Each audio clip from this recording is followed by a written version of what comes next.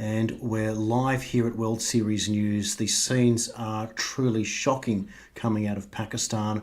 I'm going to show you a clip just to whet your appetite as to what Imran Khan and the Pakistani people are up against right now. And then we're going to cross to Simon for the latest. He's been up all night Australian time, given that it's daytime in the US, and his analysis is, of course, cutting edge. He's already been on with Harrison Smith on the Info /Wars channel, and for those that are watching, you'll see what's going on there. I'm going to give you a lot of details, and for the information that you might not get enough detail on now, I'm going to give you Simon's Twitter details so you can go through and see some of the clips that we'll only show you stills from. If you want to see that information and share it out on other platforms such as Telegram, where you've got a lot more traction out there for each of the individuals. We are all putting the news together, and if you're watching this, you are very concerned, and if you want to do your bit, you certainly can, and you're welcome. And thank you again for your support. It has been absolutely amazing at World Series News over the past week. More than 2,000 new followers just off the last couple of shows, and I thank you all for doing that. And please like, share, follow, tell your friends. Watch this, and we'll be right back.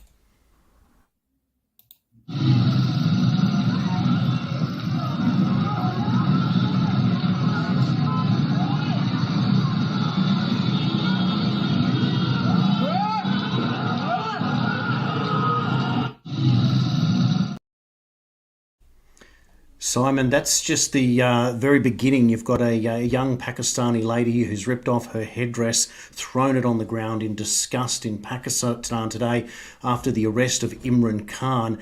This is an iconic scene, and there'll be more videos that we'll show in a moment. But first of all, welcome back to the show, and thank you again for making the time for us here at World Series News.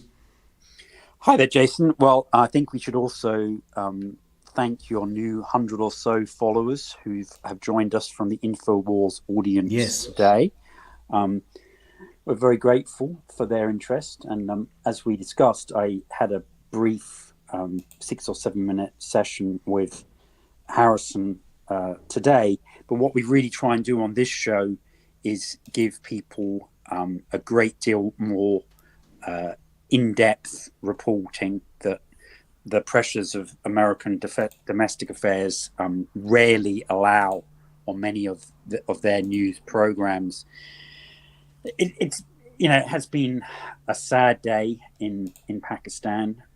I am pleased that you were able to show the image of that woman approaching the riot police.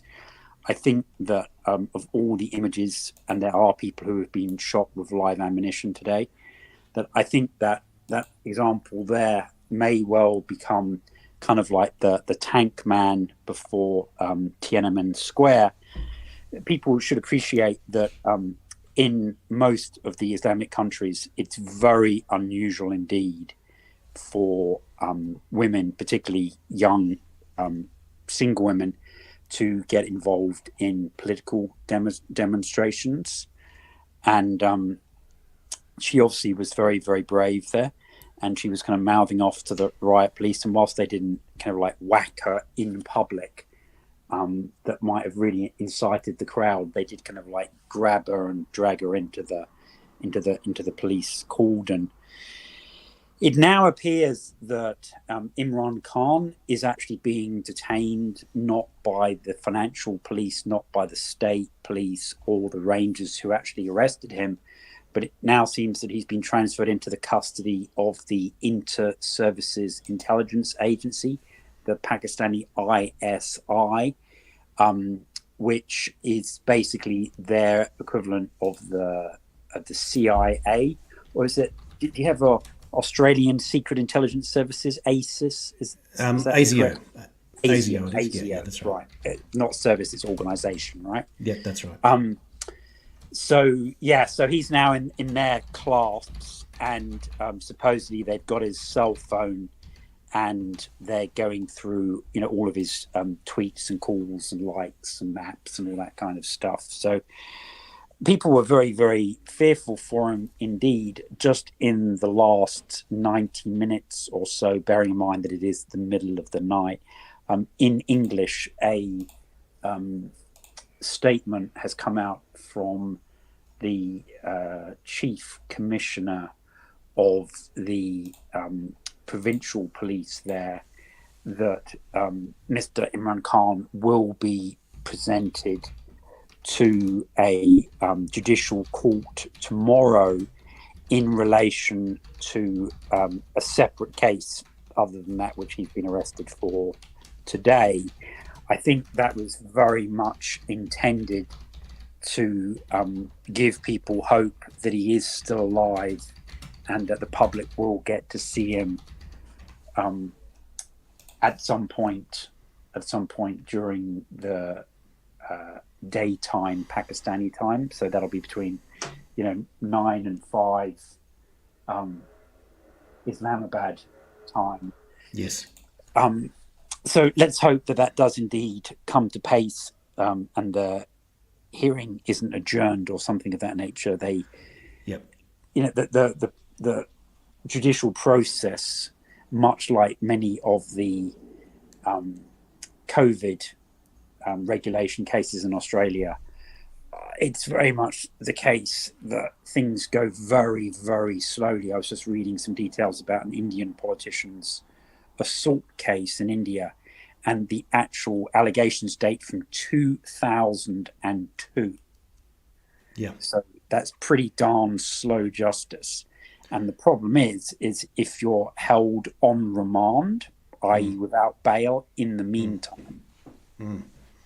Incredible, isn't it? That it literally is a two-tier justice system. If they want to go after Imran or Trump, and we're going to get onto the Trump story in a minute, it seems that they can move as fast as they like. But if it's Hunter Biden, it just takes forever, and many other cases. I want to throw to another clip now. This is from the AP. This is on the ground in Pakistan, and we'll be back in just a minute. Take a look at the scenes that are happening after the arrest of former Prime Minister and champion cricketer Imran Khan in Pakistan yesterday.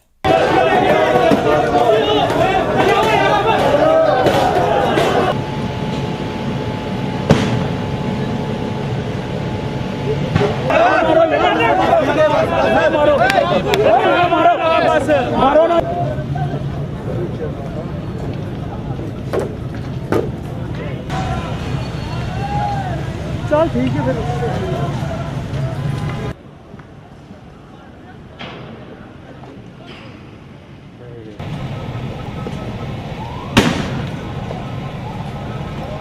फिर तमाम चले आगे तमाम आगे की तरफ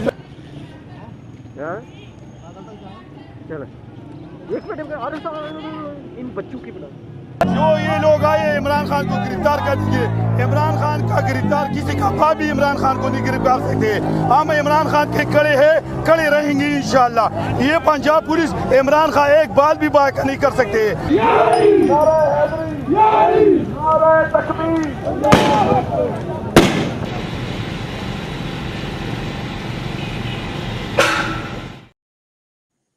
It's truly extraordinary scene, Simon. Are we going from protest to riot here? How would you classify it? We've had demonstrations in over a dozen cities. Police have invoked Section 144 of the Criminal Procedure Code, and that basically enables them to institute martial law and outrule any civil demonstrations. The Interior Minister, who's a really, really nasty piece of work, he said that people protesting will be handled with an iron fist. So it's a very difficult situation. Frankly, there have been attacks on the Prime Minister's house overnight. He, at the moment, is in England consulting with the previous head of his political party. I'm astonished that they didn't fly him back on an emergency basis. That is really quite amazing. The stock market and the currency hasn't really reacted yet. So I think we're going to have to wait and see for a few days as to exactly how this pans out. I mean, it is genuinely concerning that he's now being held by their equivalent of the CIA, by the Pakistani Inter-Services Intelligence Agency. If he does suddenly get announced, kind of, oh, he died of his injuries or his leg dropped off, or something like that, then it could massively degenerate in terms of the security situation. The Americans and the British have issued incredibly weak and mealy-mouthed statements. They've jointly called for respect for the rule of law. Now, considering that there's something like 148 criminal cases been opened against him, I mean, that's just absurd. But unfortunately, they have no high moral ground, because when you look at the way that they've handled Chelsea Manning and Julian Assange and Edward Snowden, they've just got no decency associated with them that they can really use much political influence. They're far more susceptible to calls from the Chinese or the Russians, but both of them are engaged very heavily in business deals. They want to get paid for those, and similarly, there have been dissidents who have been arrested on pretty flimsy charges in both China and Russia as well. The Iranians have just executed 2 people who they had accused of blasphemy. So unfortunately, he's pretty much dependent upon his domestic supporters. And whilst there were calls for spontaneous protests, not only in Pakistan, but all around the world, you saw people protesting against the Pakistani High Commission in London today. There are going to be more protests tomorrow. In the consulate in Atlanta, Georgia, there's a Pakistani man who's now announced he's going on a public hunger strike on the pavement in front of the White House in Washington, D.C. So, Imran Khan clearly does have a lot of support in the Pakistani diaspora spread throughout the world.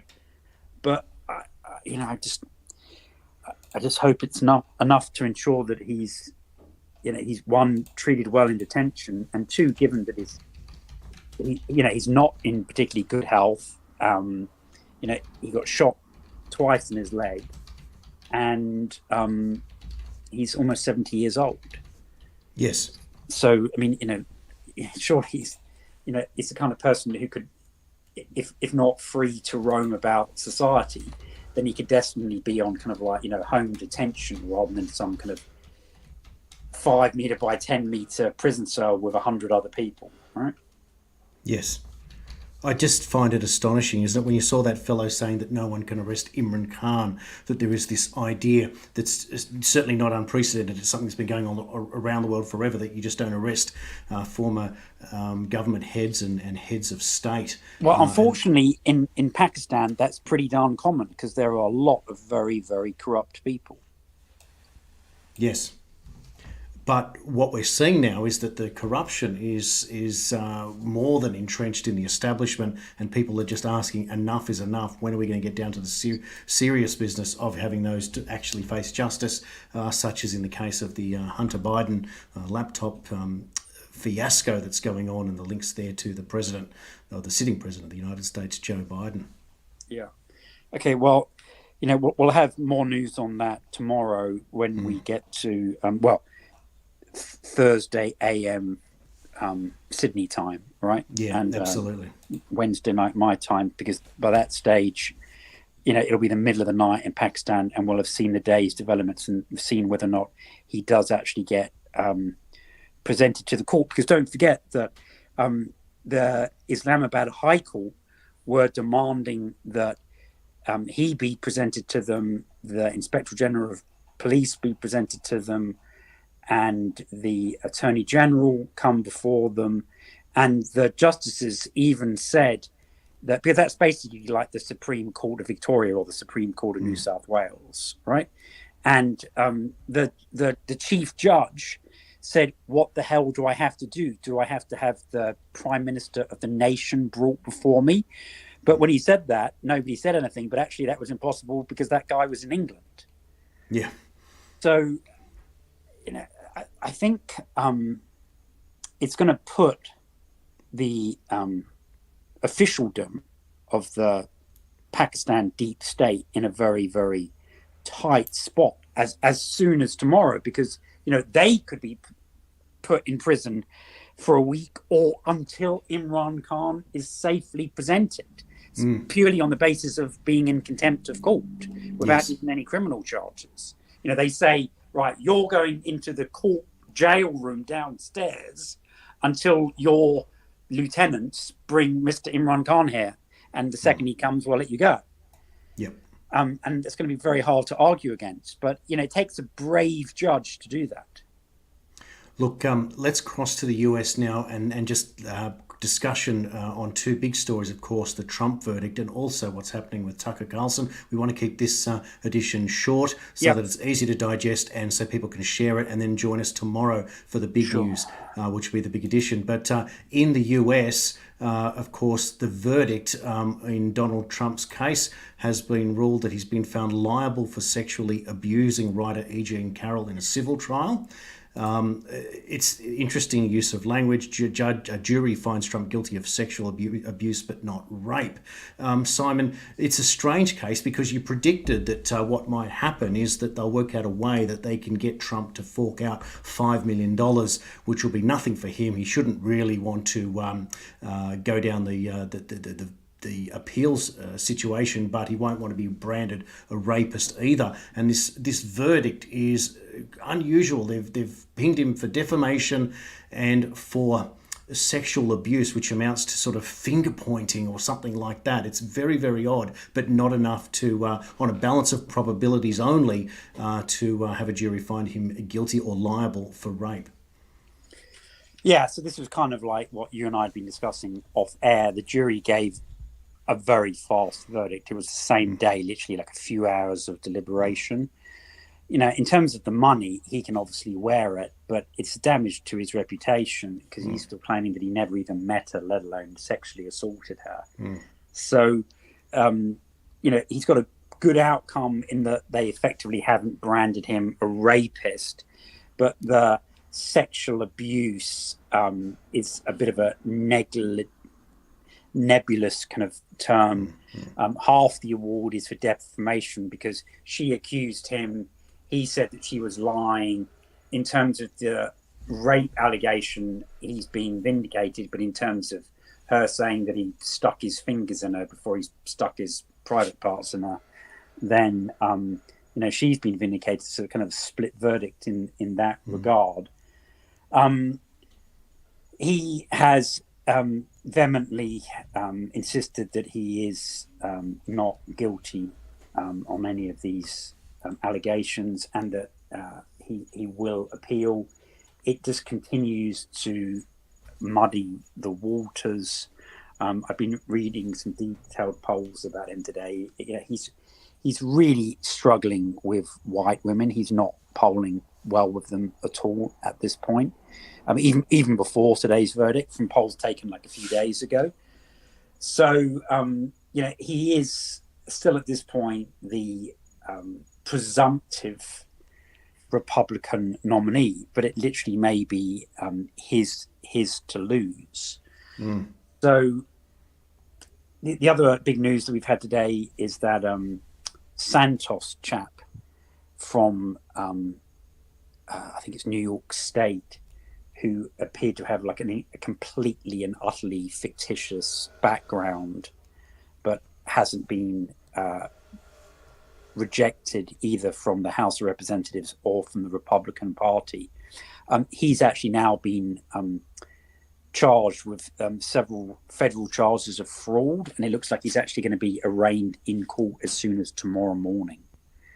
So that's another kind of like bad piece of news for the Republican Party, just as they're trying to negotiate their way out of the debt limit. And it appears that Senator Feinstein, who's been crippled by shingles for 2 months, is returning to the US Senate tomorrow. So that's another reliable vote for Chuck Schumer that he needs to defend off the Republicans who otherwise were equal with them, while they had two members missing from the US Senate from the Democrat Party. Yeah, but it's just frankly a mess. It's not definitive or decisive at this point. Like Imran Khan, we may see that Trump's popularity with his base goes up and up, but it's still a different matter as to whether or not he can turn it into a general election victory. But maybe we should discuss Tucker a little bit, since he's potentially his vice presidential candidate, right? Well, we sort of suggested that, didn't we? That this is one big possibility, but it looks like Tucker's going from strength to strength, because once he's been out at Fox News, he's going to bring his show to Twitter, even after rejecting another offer. In fact, I think there was a couple of offers of about $100 million each to get him on, but he's going to side with Elon Musk. This is a big deal.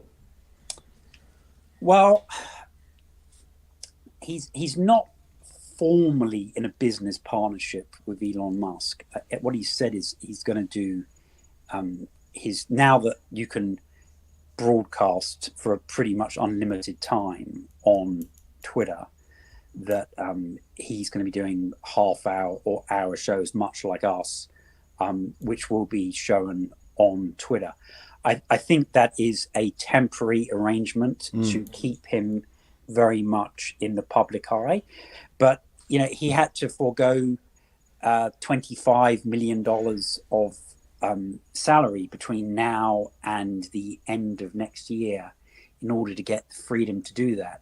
So he either has great political aspirations, or he has great aspirations of pulling off some stunt like Joe Rogan and turning online subscribers into his business model. The other news that came out regarding him today were off the record reports that his dismissal was formally part of the settlement agreement between his parent company, Fox News, and the Dominion voting machine company. They had wanted him off the air. So it doesn't appear that it was anything personal or religious from Rupert Murdoch, but was in fact part of the almost $800 million legal settlement that the news company did with that voting machine manufacturer. So I think he's quite angry about that. He was threatening that he had a lot of information about a lot of high-ranking executives in News Corp. And I don't think the $25 million mattered a hoot to the company.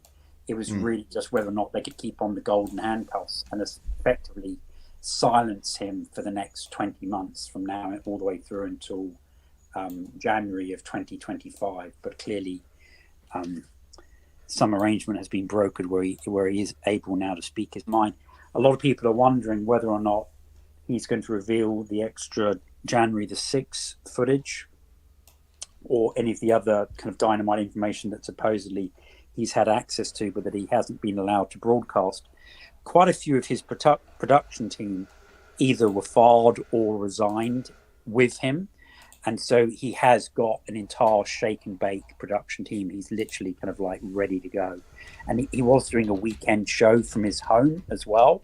So he's even got his own studio set up. So he can start knocking out content really fast.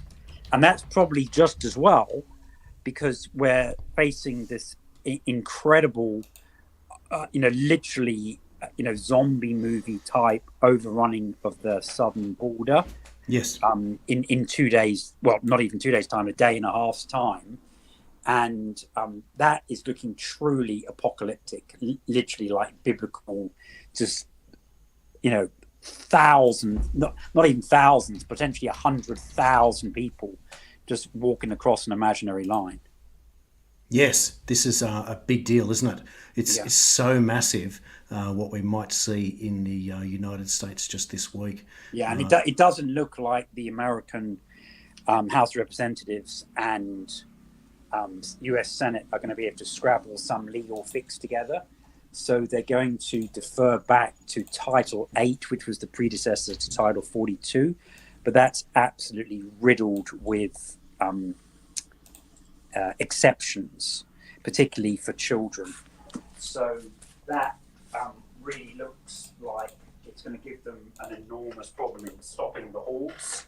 And the other problem that has transpired is it's been leaked through the federal detention services that all of the facilities that illegal migrants would normally be detained in, they're already, before the situation changes on the 11th of May, they're already at 150% of regular capacity. They are bursting full. So there's talk that even the few people who are detained, they are going to do what's called safe street release, which means literally just dropping them off at a bus stop or a train station and saying, on your way. And, once word gets around that you're not even being given any paperwork, they're not taking your fingerprints, they're not doing any retina scans, they're not checking your criminal record, and you can literally just walk across the border, then, there could be millions and millions of people flying into Mexico City and jumping on buses and just walking into America. I mean, we're talking about, the absolute collapse of American sovereignty, because one of the aspects of sovereignty is obviously you issue your currency, you issue stamps, you have post offices, you have a central bank, you have a House of Parliament, you have a head of government, you have police, and you have a border. And if you've got no border whatsoever, then you're not really even a country. Correct. And that is the sign of something much bigger, isn't it? Now, Simon, we are running out of time, and I just want to do a brief commentary on the Australian budget whilst I've got you online, because I know that you've got a perspective there as well about immigration into Australia. But I find it fascinating as we're going to briefly analyse the discussion here with the Australian budget that went ahead last night. But there's something else that I find truly astonishing, is that Adam Bant, the Greens leader, came out with a response before the budget was actually announced. And I think it's really interesting to hear his perspective on it, because in the mainstream news today, it was all about how the budget was wonderful for the poorest and weakest in Australian society, had absolutely nothing for the middle class, and then wants to boast about economic prowess by having a $4 billion surplus for the next financial year before going back into a $13 billion deficit the year after, and basically based on resources increases in a windfall there, and the supposed low unemployment rate and increased tax revenue being the basis. But next year they talk about how economic growth will drop to 1.5%, but inflation will drop from 6.5 to 3.25. But that's where he's headed. But I think Bant's response and how disappointed he was for the poorest and weakest tells you that what we get in all of this is spin and not much more. I find it fascinating. I'm going to read a little bit of what he had to say yesterday. This is from Adam Bant, the Greens leader, who's meant to be the so-called coalition. And in many ways, Bant thinks he's the Deputy Prime Minister of Australia. And he said, Labor's second budget is a betrayal of people who were promised that no one would be left behind. Budgets are about choices. Labor is choosing a surplus over supporting people who were counting on them. Labor is leaving millions in poverty while the wealthy and big corporations win big. Right now, millions of people are living in poverty. Queues at food banks are growing. People are being forced to the brink of homelessness by skyrocketing rents, and many are forced to choose between paying the bills and putting food on the table. Labor knows this. So tonight, they have chosen a surplus over supporting people who counted on them. They're continuing with stage 3 tax cuts, nuclear subs, and handouts for wealthy property investors and fossil fuel corporations. If you're on JobSeeker, you get an extra $2.85 a day. You'll still live in poverty. Commonwealth rent assistance has gone up by $1.12 a day. Average rents have gone up 10 times that in the last year, and 5.5 million renters get nothing. The rumoured job seeker increase for over 55s was also confirmed. They'll get slightly more under these changes, about $20 a week. They'll still languish in poverty, especially everyone deserves to live with dignity, whether you're 20 or 60. And then he talks about the tax cuts. He's also complaining about the nuclear submarines. Labor spending $9 billion to buy subs that will make us less safe, a small down payment on the huge $368 billion cost. He's complaining about the gas corporations winning big, complaining about the wealthy property moguls getting $7 billion a year in handouts.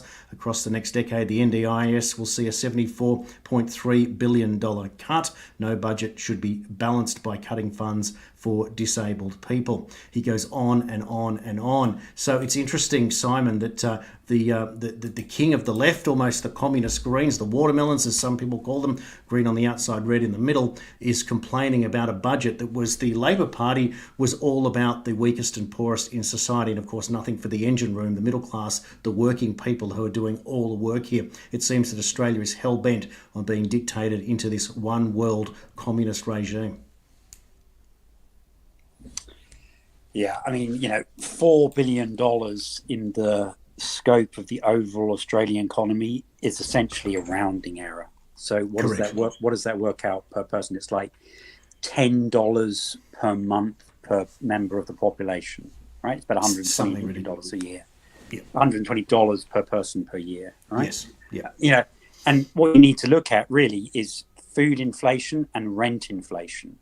That's the or mortgage payments, right? That's the stuff that really stuffs people, and so $120 makes no difference to man nor beast. What is that? Filling up your car once with gas. Yeah, that's right. Okay, so you don't drive your car for a week. Worst case scenario, right? But the question is 13 billion next year going to turn into 20 or 30? You can be damn sure that the cost of these subs is going to go through the roof. And once again, this also assumes that things stay on an even keel with China. It has to be remembered that the Chinese sanctions were only on 10% of exports from Australia to China. It roughly was 20 out of 250 billion. If the Chinese suddenly said, right, we're not buying anything from Australia at all, I mean, think what the hell that would do to the Australian economy, right? If it took a $250 billion kick in the nuts. Yeah. So, I mean, that's the kind of thing that they really need to be careful of. And maybe tomorrow we can talk about the meeting. There was a very, very sharp exchange in public between the Chinese and the German foreign minister that is being reported very one-sidedly by each country's national press. That actually makes a really interesting reading when you put one next to the other. Isn't it interesting that after the visit of the Victoria and Western Australia premiers to China, that things have gone very, very quiet between Australia and China at the moment? Now, I know Rudd has gone to the States as the ambassador, and there are talks about some quad meetings on the sidelines at the G7 in Japan, where incidentally they've now announced they're inviting not only the South Koreans, but they're also inviting I think it's the Ukrainian foreign minister is going to address them at that in about 10 days from today. So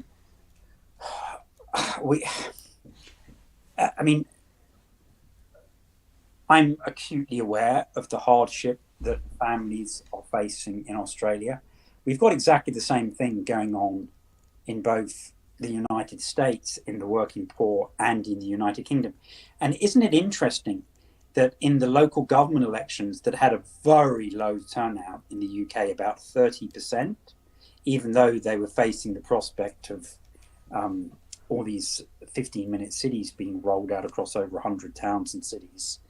The Greens, tying in exactly to the experience that you've got going on there in Australia and the gentleman you've been talking about, in the local elections, not only did the Conservatives take a massive kicking, they lost over 1,000 seats in the small councils, but the Green Party picked up most of the protest vote, and they doubled their representation. They went from 241 city and town council seats to 487. So, people protested against the establishment parties, but they've literally just thrown themselves from the pan into the fire when it comes to green policies. Yeah.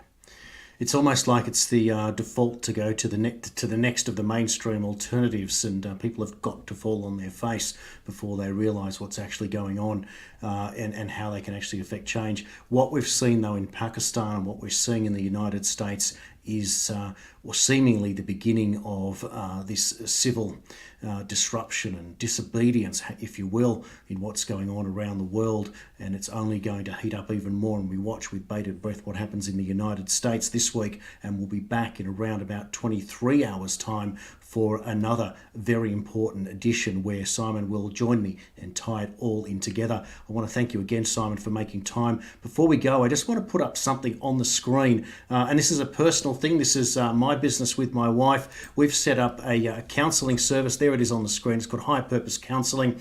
We're doing it literally ourselves from a premises where we live, or can be done online should you need help. Definitely at mates rates. We're trying to keep it as simple as possible for people. It is our bread and butter. It's how we get to support ourselves and make the news at the same time. So if you're able to share, have a look on the website or get in touch if you need help. It's all there on the screen, and you can even have a look on our Facebook page. There it is, High Purpose Counselling, and we'd be thrilled if you could share it out with your friends, and the website there, High Purpose Counselling, if you'd like to get in touch one way or another. And I thank you all for your patience in a little bit of indulgence, but this is how we get about being able to, goodness me, put it all together. It takes a lot of work, doesn't it, Simon? Well, we're in a very rare period of history where things are happening. You and I talk and we're like, okay, well, we don't want to bombard people with information, and we'll give them another update in 48 hours or 72 hours. And then, you and I are speaking 6 hours later, and we're trying to pick stories just to keep the news down to 30 minutes. It's, there's really just, and I'm keen to really explain to people how things are all connected together. So hopefully we'll have an opportunity to do that tomorrow. But really, it has been big news about Tucker, big news about Trump, big news about Imran Khan. So it's more been about personalities rather than empires for today's show. Yeah, absolutely. Well said. And that's the important part of this. And each person that's viewing has their own interests and, of course, wants to know what's going on and how it affects them and how it is working. And that's the point of being able to tie it all in together. We started a long time ago analysing the Trump presidency and, of course, the pandemic itself and the anomalies that were appearing. And now we're on the other side of this as the world is careering towards massive and permanent change. But at long last, we're seeing that there is a split and there is a counter narrative that's brewing, and now we're seeing in real time how the establishment insists that it will be in charge, and how it is that there is the resistance, and you watching are the resistance. Thanks for watching. Please like and share, and I look forward to seeing you all tomorrow and in future editions on World Series News. Thank you for watching, and thank you, Simon.